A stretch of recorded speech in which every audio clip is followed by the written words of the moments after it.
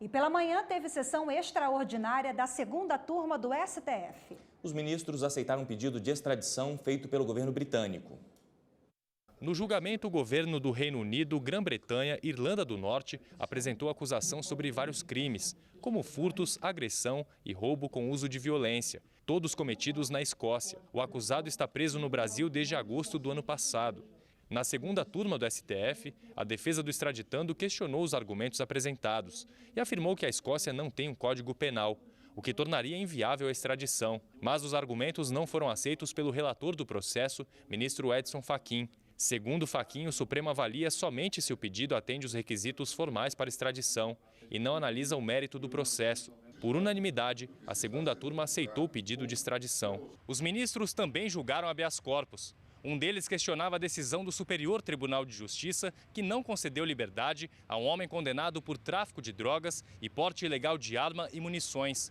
Com ele foram encontrados 73 gramas de maconha, 5 gramas de cocaína, além de um revólver calibre 38. No HC julgado nesta terça-feira, a defesa do condenado alegou que as provas obtidas durante as investigações em um aplicativo de mensagens no celular do homem são ilícitas e citou violação de domicílio. Por isso, os advogados queriam a anulação do processo. Ao ler o voto, o relator ministro Gilmar Mendes ressaltou a importância do respeito à intimidade e privacidade e que o acesso aos dados deve ser feito mediante autorização judicial. O ministro Gilmar Mendes determinou a anulação do processo e a absolvição do homem. Após o voto do relator, a ministra Carmen Lúcia pediu vista do processo.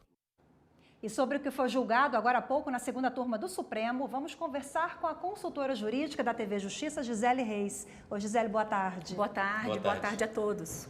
Bom, nós vimos na reportagem do Gabriel alguns processos que foram julgados, dentre eles, 2, né, Gisele, que tratam de provas ilícitas no processo. O que ficou decidido?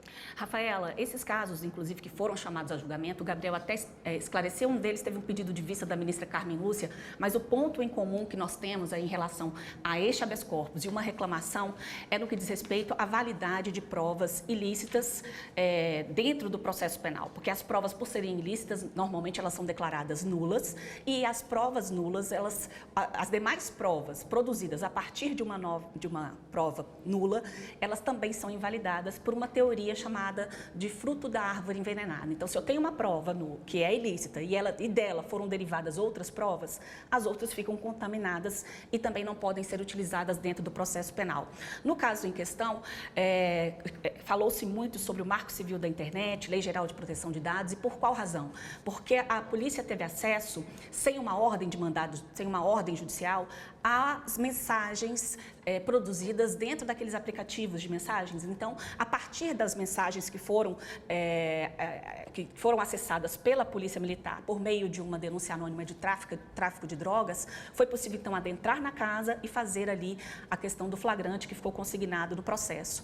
Então, o que o ministro Gilmar Mendes entendeu é que o acesso às mensagens no aplicativo foi ilegal, foi indevida, e por essa razão ele declarou nulo todo o processo que foi fundamentado a partir desse acesso indevido no aplicativo de mensagens. Só que houve um pedido de vista da ministra Carmen Lúcia, porque ela entende que esse tema merece um debate maior, porque constantemente tem chegado no Supremo Tribunal Federal situações em que se tem essa discussão sobre a intimidade, sobre a privacidade e sobre os limites de acesso à proteção de dados. Realmente um tema sensível, né? Vamos aguardar. Obrigada pela participação, sim, Gisele. Obrigado, Gisele.